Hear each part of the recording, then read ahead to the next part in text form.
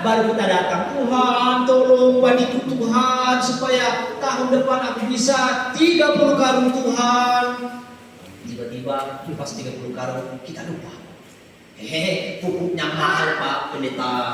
Kemarin pupuknya itu berapa juta kemarin habis tuh, makanya padi kami kita lupa. Padahal kita tahun lalu berdoa Tuhan berkati padi kita. Di situ kita seolah merendahkan Tuhan. Tapi apakah Tuhan berhenti memberkati kita? Tidak berhenti. Tuhan mendengar dan mengambil kepala anakku. Lalu kita melihat anak kita sukses karena sekolah, dia sudah mulai sarjana, lalu kita langsung sombong. Kita lupa kemarin minta doa supaya anak kita selesai sekolahnya. Lalu kita bilang, sawah ladang semua terjual untuk wisuda anakku, habis semua pokoknya. Seolah anak kita sendiri. Kita rendahkan pertolongan Tuhan. Bapak Ibu, mari kita renungkan yang ketiga ini. Kadang-kadang Tuhan kita rasa rendahkan Dia. Kenapa? Karena kegilaan hati kita. Kadang-kadang kita tidak menganggap siapa Tuhan. Pemeliharaannya itu sepertinya tidak ada. Padahal itulah pemeliharaan Tuhan. Tapi hal itu, tindakan seperti itu tidak membuat Tuhan benci kita. Maka tidak ada alasan untuk kita kembali kepada Tuhan. Tidak kembali. Tidak ada kata terlambat.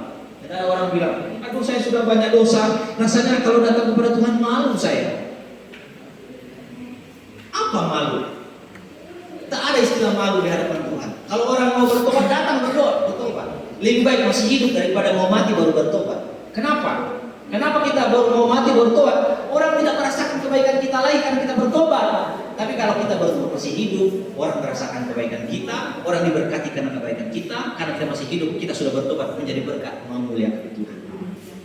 Bapak Ibu, yang ketiga ini perlu kita renungkan, bahwa Tuhan terus merendahkan dirinya walaupun kita tetap mengangkat kepala kita.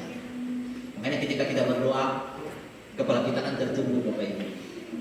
Berdoa, kepala tunduk. Makanya anak sekolah minggu diajarkan, anak-anak lipat tangannya, tunduk kepalanya, tutup matanya, berdoa kepada Tuhan.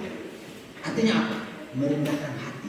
Bukan Tuhan yang merendah, tapi kita yang merendah. Kebanyakan salah kan? Kita menuntut Tuhan yang merendah, kita yang tinggi. Padahal yang benar adalah kita yang rendah, Tuhan yang ditinggikan. Maka ketika kita meninggikan Tuhan, kita diberkatinya. Orang yang meninggikan Tuhan, orang itulah yang diberkati Tuhan. Banyak. Kalau kita lebih tinggi dari Tuhan, Tuhan di tempat yang rendah, kita mau diberkati seperti apa? Kita yang diberkati Tuhan. Kitalah yang diberkati Tuhan. Bapak Ibu Saudara yang terkasih di dalam nama Tuhan kita Yesus Kristus, sadarlah bahwa kita ini orang berdosa, tidak layak untuk hidup diberkati, dikasihi, dan dihormati. Tapi Tuhan mengangkat kita dan menjadikan kita anak. Sungguh tindakan yang penuh dengan belas kasihan. Bapak Ibu, Gomer adalah seorang yang pelacur. Dia punya banyak laki-laki, bukan hanya satu, bukan hanya dua, bukan hanya tiga, bukan hanya 4, bahkan sampai 10 pelacur. Sudah pernah lihat pelacur? Di TV kan ada, biasanya Indosiar, film-film Indonesia lah, biasanya suka membicarakan itu kan. India, kesukaan Pak Tesa itu biasa ada juga tuh membicarakan itu. Hari ini bagi Pak Tesa gongsi pacai. Habis ini kita langsung minta ampau. Bapak Ibu Saudara yang terkasih di dalam nama Tuhan kita Yesus Kristus, kenapa dikatakan Gomer ini menjadi sebuah tipologi?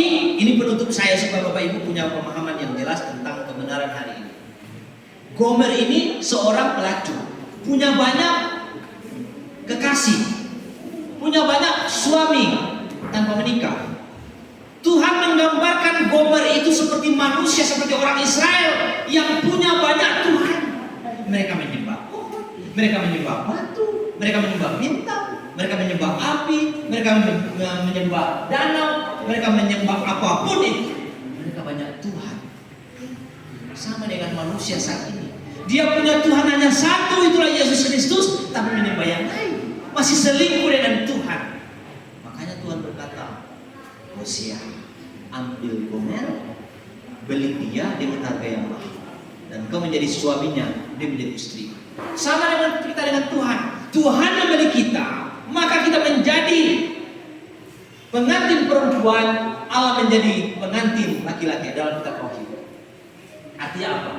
Antara pengantin pria, itulah Tuhan Yesus Kristus sebagai Bapak Gereja, dengan perempuan, itulah umatnya Kristen, itu ada ikatan kasih yang tidak akan pernah putus sampai selama-lamanya.